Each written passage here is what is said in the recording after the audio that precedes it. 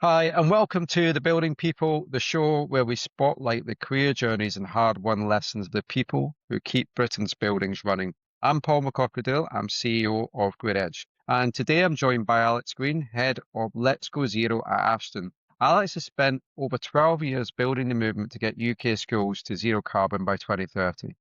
From managing sustainable school awards and running peer-to-peer and less carbon programs to launching Let's Go Zero campaign in 2020, we won a cross-national force with climate action advisors, supporting thousands of schools across England. She sits now on the Department for Education User Group for Sustainability and Climate Change, and has been a vocal advocate for treating school estates as active climate infrastructures, not just buildings that happen to need maintenance, but have a much bigger impact on our planet. Her view is that the buildings that children learn in should also reflect the values you want them to carry forward. Alex, welcome to the show. Thank you. Great to be here.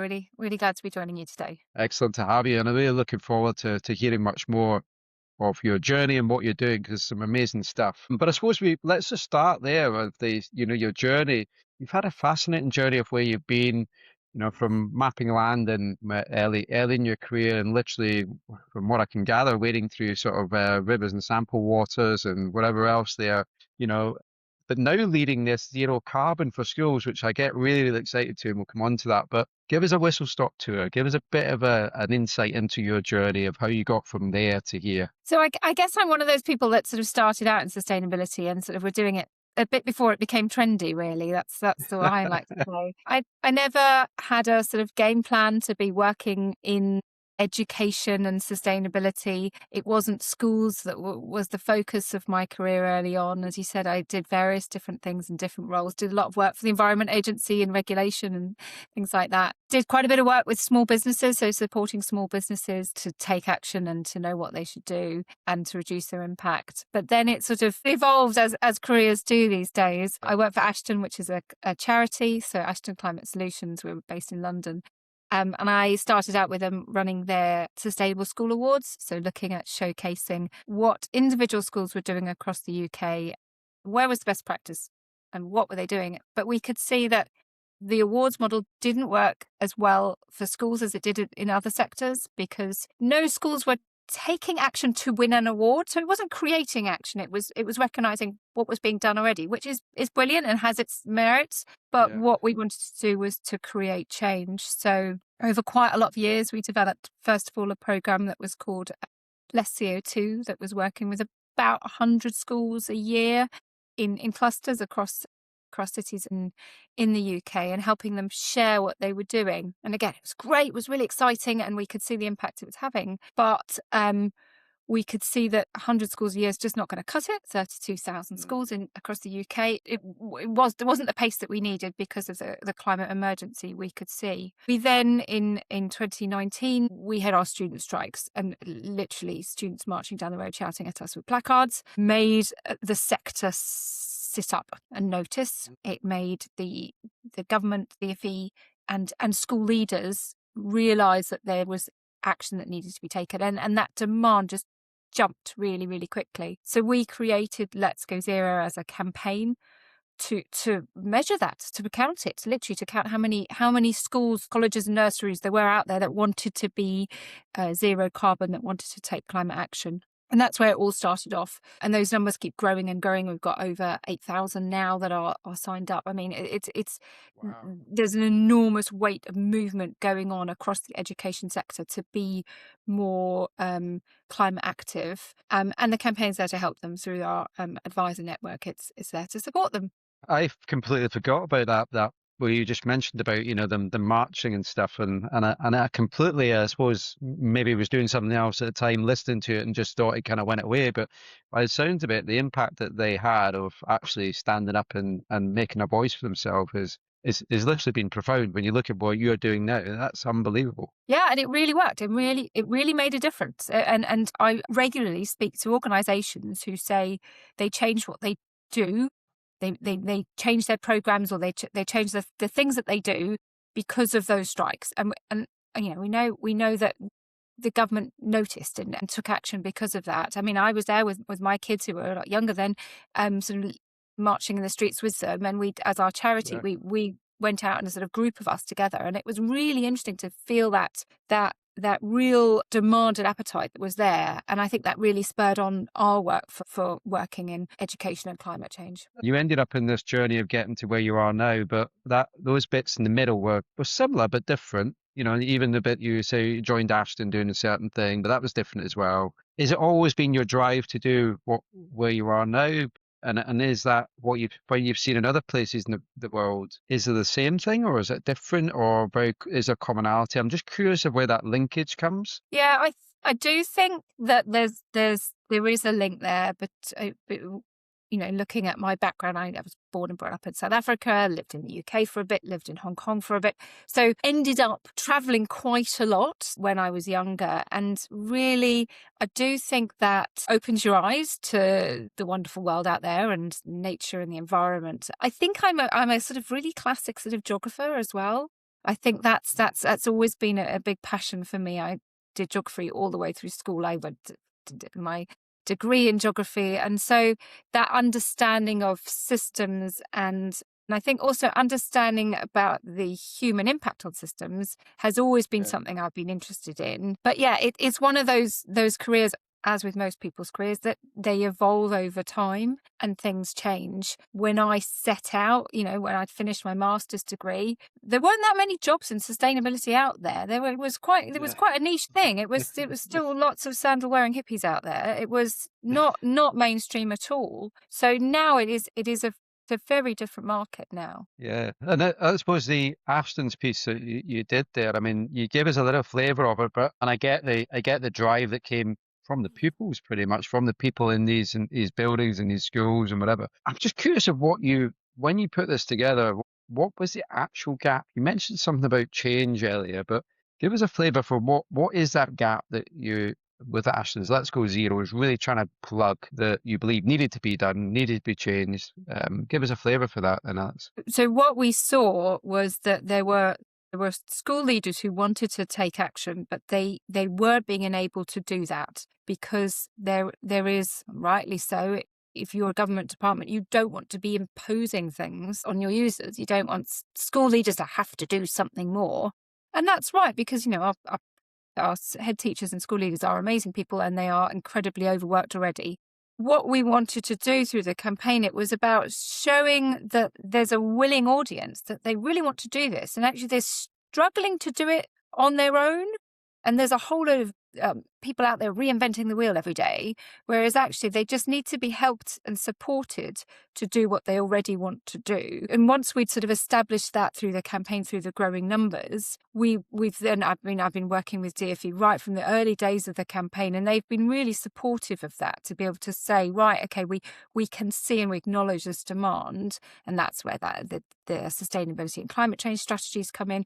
Now the education estate strategies there, and you can see that it's embedded within both of those pieces of work. But then we could see as well through the work we were doing that the two big gaps were looking at where schools can get help, so know what they should be doing. So it's advice, it's expertise, and then also funding. So we've done some work on how we unlock private finance and worked with the Green Finance Institute, amazing organisation, about how we can support schools to access safe, reliable, ring-fenced private finance. So that's one side of the work we do. And then also just giving them advice, making sure there's access through our Climate Action Advisors network, that there's someone that they can turn to say, what am I supposed to do? What do I do first? What do I do next? Is that a good idea or is that a good idea? You know, so they can just get that little bit of guidance and then just see what everyone else is doing. Because most of this isn't rocket science. There's pretty straightforward things that schools can do that loads of schools have done already. And it helps school leaders have that confidence about what they should be putting their time into. Yeah, I think that's the challenge. It's especially for people coming in, and I suppose maybe that's one of the things that maybe going to ask you was if you were to assume that I was, you know, been started out as I'm taking over a school or I've got a multi-academy trust or whatever it is I might have, but the buzzwords of sustainability and net zero and all of that, you know, I've heard them all, but I've been told that this is an area that all of our schools need to do better with. What does it meaning for you, for Ashton's? What does that remit actually mean in sustainability? I assume I know nothing, but what is that piece that you do and how far does it cover? It's quite a, everybody uses the word, but everybody kind of looks and nods to each other. Nobody quite knows what each other means. So maybe for our listeners, give us a bit of a summary from your point of view, what it means for you guys. That's a good question. I mean, it can mean anything and everything, but I guess it's, yeah, don't be overwhelmed by the enormity of it. I mean, we have 11 pillars of areas of impact and opportunity. So that's quite a lot. But we, in terms of climate action planning, we break it down into 4, the A, B, C, D. So A being about adaptation and resilience. So making sure that the school, the site is able to be resilient to and is adapting to the changes we're already seeing. And that's generally overheating and flood risk from some, in a nutshell. Then B, which is biodiversity and nature. So making sure across the site you have as much biodiversity and nature as you possibly can to make sure that you're really making the most of the site. So the total amount of land in schools across England is twice the size of the city of Birmingham. Yeah, it's a really large amount when you add up all of the schools, all the area of all the schools across the country. That's actually quite a large chunk of land. But yeah, nature and so biodiversity and nature, just really making the most of all of that for learning as well as from a resilience, from a cooling, all kinds of reasons. Curriculum and careers and how you teach about sustainability as well as how you are making those employees of the future and business leaders of the future. So you are working with students to understand about what job opportunities there are in the future that are part of this sort of new net zero society. So we have totally failed if we educate kids for jobs that don't exist, because we know the world is changing and we have to adapt to that. So we want people to really thrive in the net zero society. And then the 4th one, which is decarbonisation. So looking at energy, water, waste, travel, food, all the different things across a school site where there is an immediate carbon impact, both through emissions, so energy being the classic one, but actually through behaviours.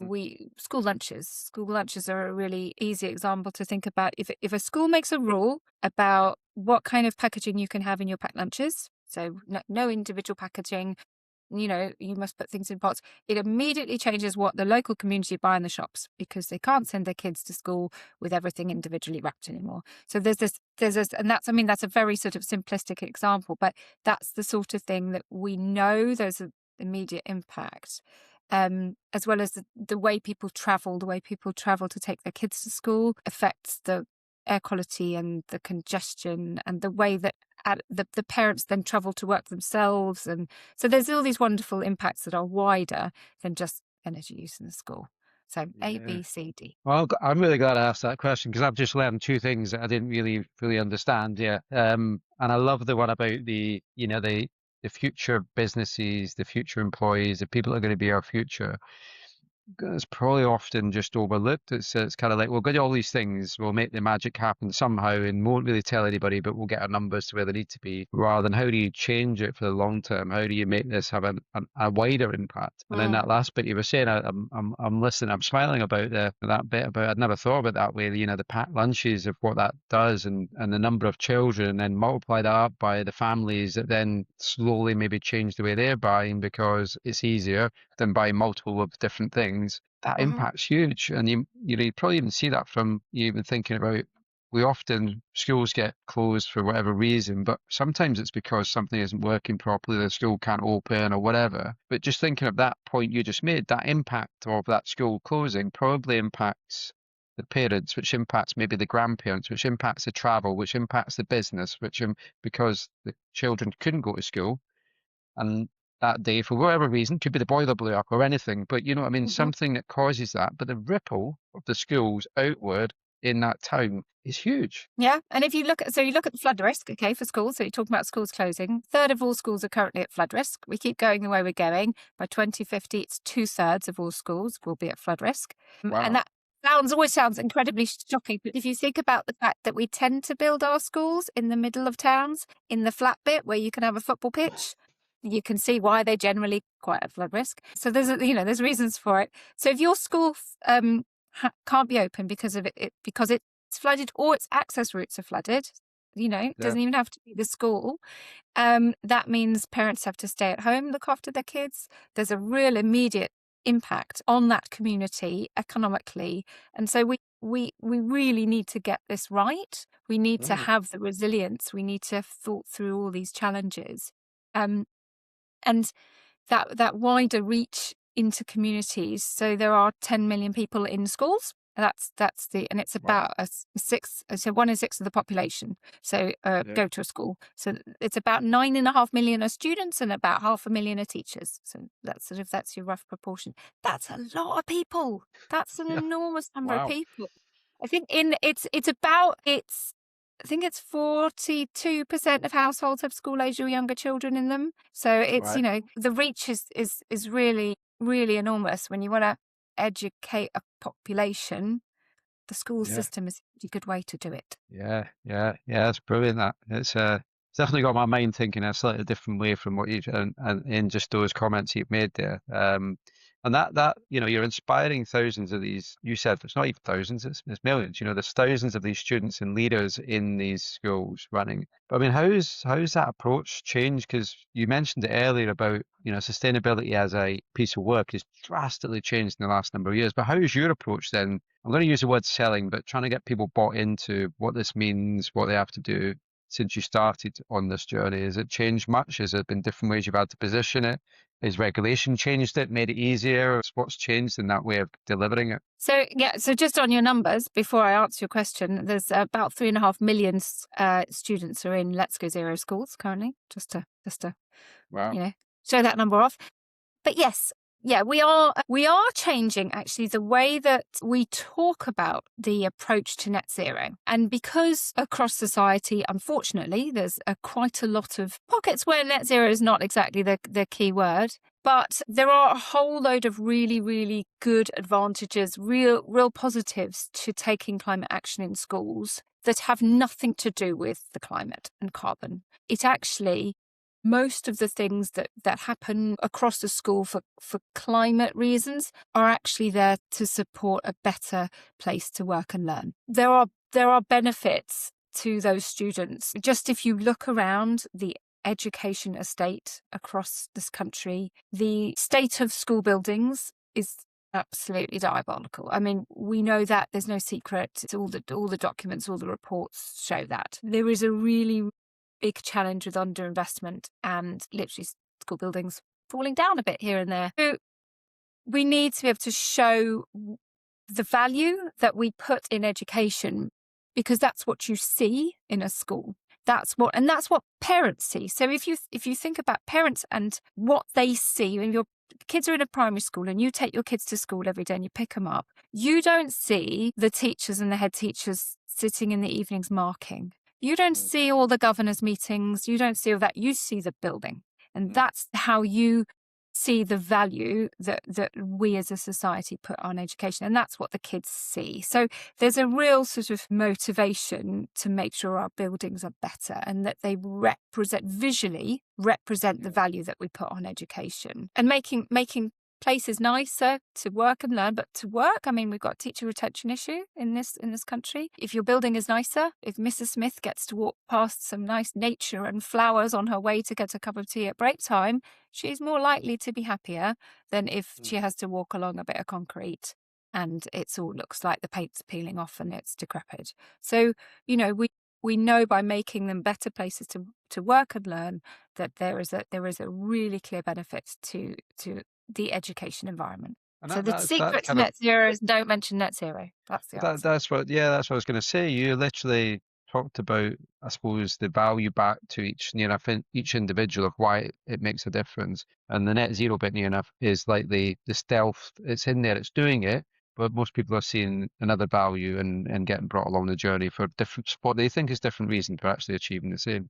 But you've that bit you talked about with buildings is really interesting. In fact, I was just thinking, like, even that were designed, depending on which house you live in or whatever, but a lot of the homes in the UK were designed for an environment that's very different to what it is today. And I know we see it in some of the schools where everything's all focused on I'm going to say cold. And you kind of go, feels like, I mean, there is a period of the year there is an issue on cold, but actually what I see is an issue the other way around now between anything from actually now in April right the way through till probably October, which is actually overheating. And it's not necessarily down to overheating, it's down to one, the design of the school, but also and the processes or the structures around it don't actually cater for what's now the problem. It was very different to when it was built.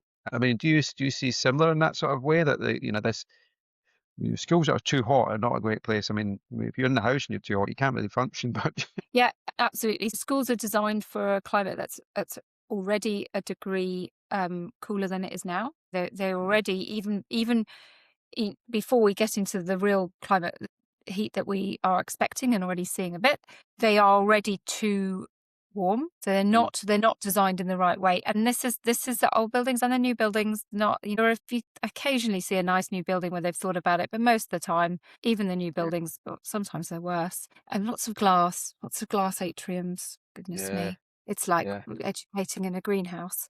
Um, so we need to adapt, and we need to make sure that we've got passive cooling, because air conditioning mm, is not the answer. yeah, Cools the room, heats the world, but it's, we need to make sure that there are methods for shading, for passive cooling, for passive ventilation across all of our sites, and we need to make sure that that's done, especially in the inner cities, because in the more deprived catchments, in the more deprived schools, you are more likely to go home to a flat or a house with minimal garden, or your home is less likely to be cool and leafy. So yeah, if yeah, you are in the suburbs, in the leafy suburbs of Surrey, you are probably going to go home to a house where it is cool in the evenings.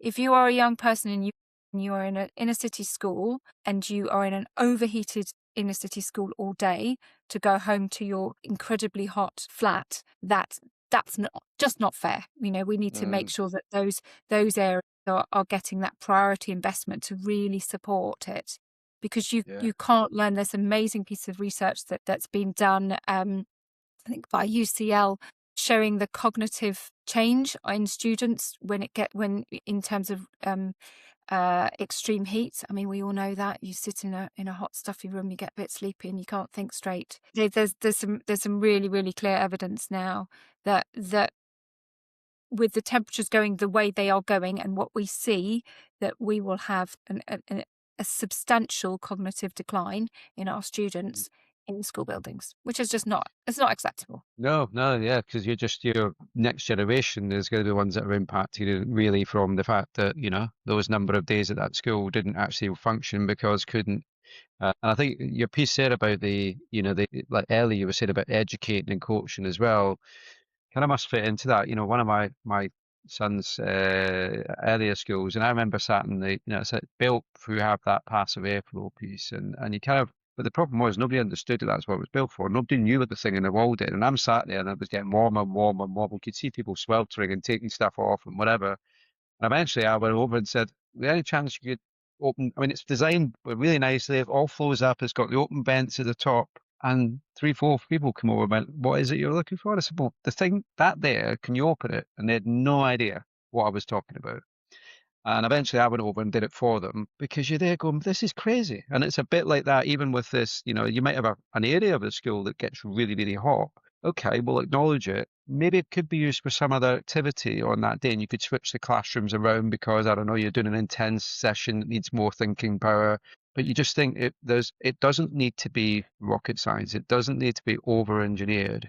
But these things have to link together. You can create solutions, but you also need to understand how to navigate those solutions. But you must see that loads where you're, out there trying to make these changes. What is it you see separates the schools making real progress with ones that I'm going to just say the plan sits in the drawer or it keeps getting brought out? What do you see? What's the differentiator between the ones that are driving it forward? I think most of the time it depends on the individuals.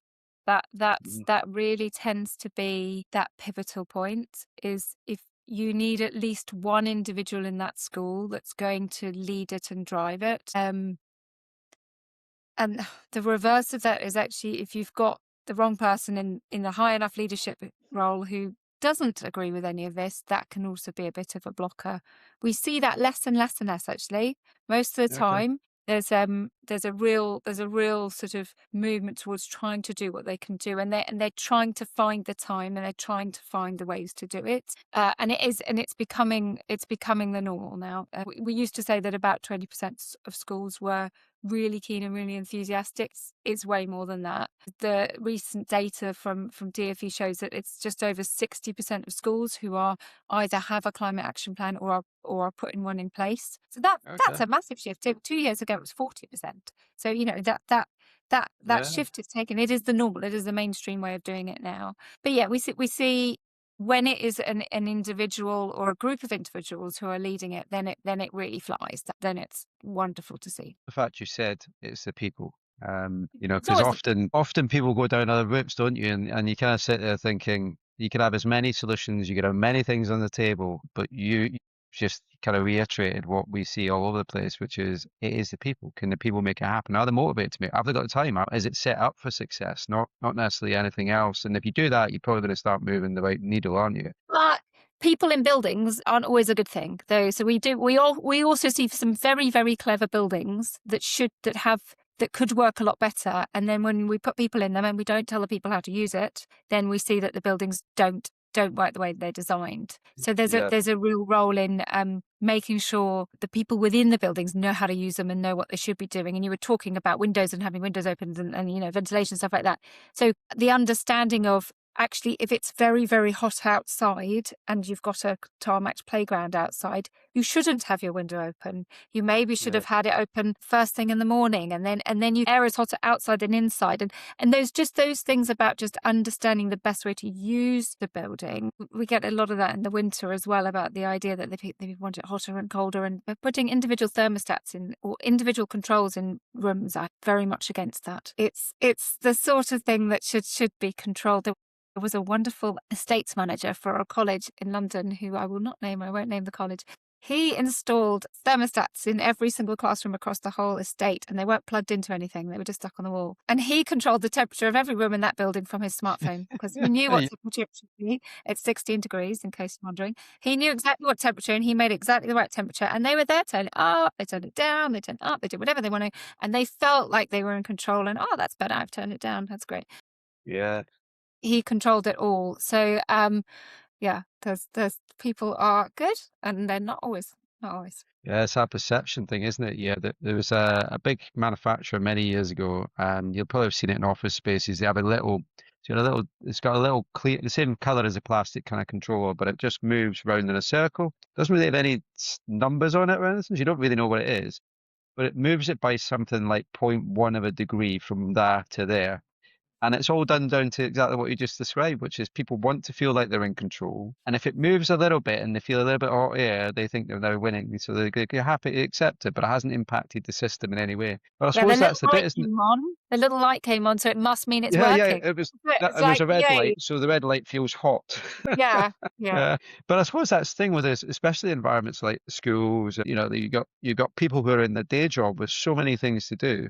I mean, how do you make it easy? Because that must be the answer. The answer must make, I always say humans are fundamentally, we're all kind of lazy. We all want an easy route to do stuff. How do you help make that an easy answer rather than, really complicated? I'm not going to say a textbook, but, just to work out what the windows are supposed to do. I've got 4 pages of explaining it, but how do you make this stuff easy? I think, to be honest, a lot of it comes down to really nice, simple signage. When that's done properly, that works really well. Really simple signage that gives people the confidence with what they can touch, play with, what they can turn on and off and what they shouldn't. So there's a really, really good set of things where you can put them on all the plugs, and it says, no, there's a few that you put that are red that are do not turn this off. This is like the server or something important, and then everything else, it empowers people to manage things. But actually it comes down a lot to those relationships. So for the estates team to be working with the teaching staff across the school, to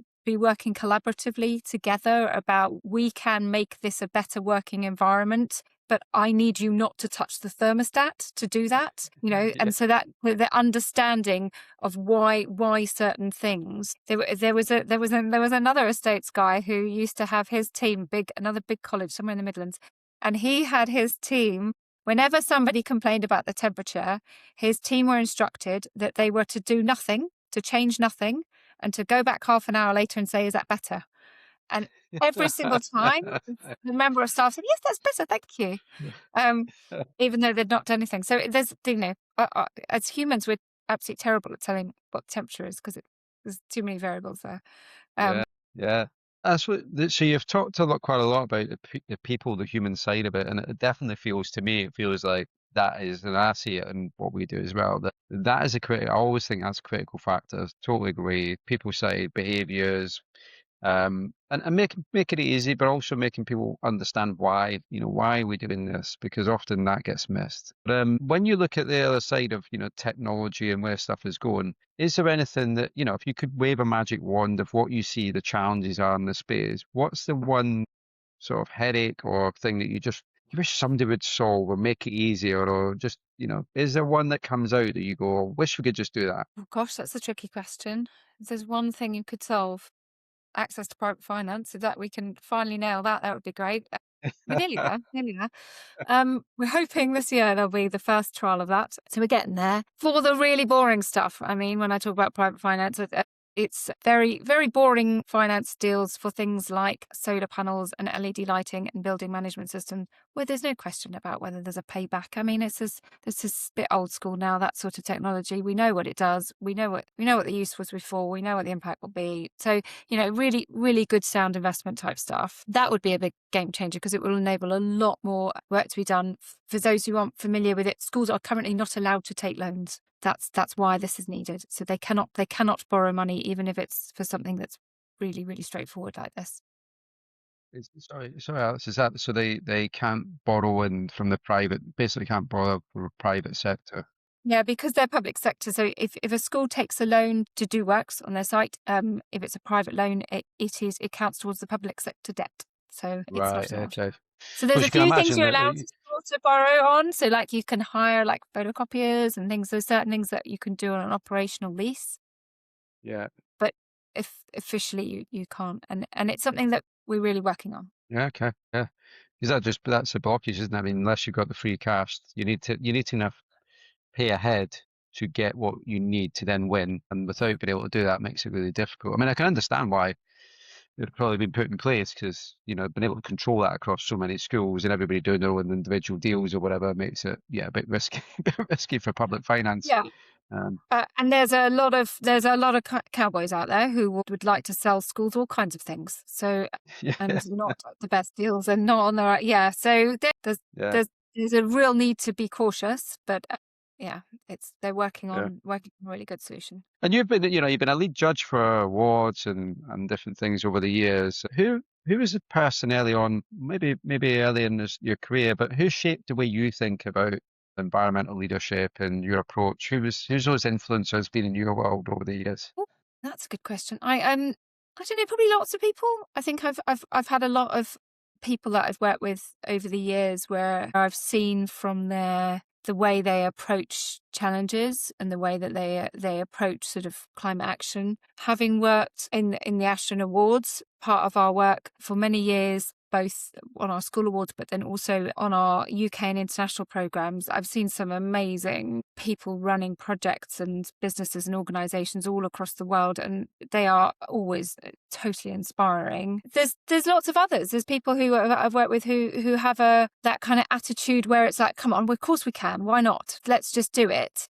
And it's always nice to sort of have a bit of that, to sort of think, well, don't say no. Of course, yeah, let's give that a go. That sounds like fun. It might work. Let's give it a whirl. Yeah. But I mean, I've always been really fortunate to work with really lovely people, a really, really passionate sector, and people who think the same way and who are doing all this for the right reasons as well. So yeah, I always, there's too many probably to mention. And I'd imagine, I mean, obviously with your career and where you've got to, sometimes I caught up with some friends recently, and they're friends now, but were work colleagues, some of them years ago. And sometimes it's those little nuggets of comments they make, and it takes you back to something. You go, I remember that 10 years ago, you made that same comment, And it made me think, and I went off and did this thing. Did you realize that's what you did? And the person usually goes, no idea whatsoever. And you're like, yeah, that little statement you had did this. I think that's the most amazing sort of gift that people can give to each other is sharing those valuable insights or ideas or whatever to make things happen. Yeah, and I think we get from our colleagues, we get that from our kids. I mean, there's been things over the years where my kids have said stuff to me, and I thought, oh yeah, that's a good point. Why do I think that way, or why should I do something like that? So you do always get a real bit of confidence. One of the things that I looked at quite a bit when I was starting Let's Go Zero as a campaign, and the model that we have for that is I'm a big park runner, so I love park runs. So I don't know, are you familiar with park run? Yeah. And so there's a lot of that sort of community and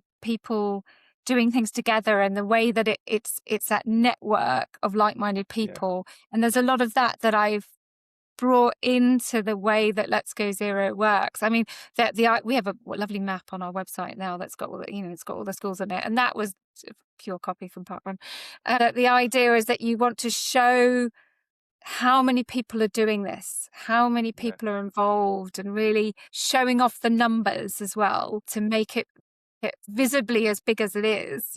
So that's something that I've seen a lot of.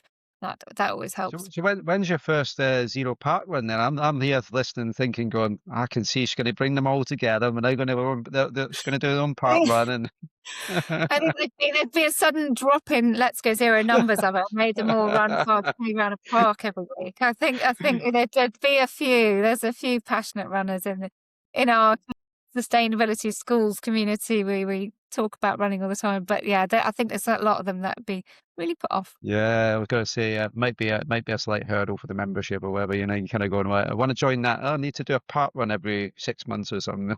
Maybe not. That's fantastic though. I love that. I suppose what's as people come into this industry now, as people starting their journey, what's that one piece of gold advice that you would give them for the first 6 months, and then what do you think is going to lead them into their career? What's your one bit of advice for anybody coming into this space? So I think one of the key things is about collaboration. It's always about working with people. In some ways, we're really lucky in this sector that there are 24,000 schools in the whole of England, and there's enough people out there. The customer base is huge. So we could never work with all of them on our own. We that kind of competition element doesn't really exist, but it's really, really important to work with other organizations and to work really positively with networks, with organizations that are trying to do the same thing as you, because you can have so much more impact by doing it together. We work with the Sustainability Support Programme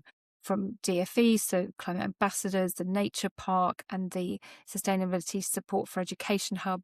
We work with them loads. We've got a coalition of organisations we work with, just to try and make sure that we are collectively we have a stronger voice. We make sure that we are, when we're looking at policy asks, that our policy asks are combined, but also you can divide and conquer. You can just do so much more when you work with other people.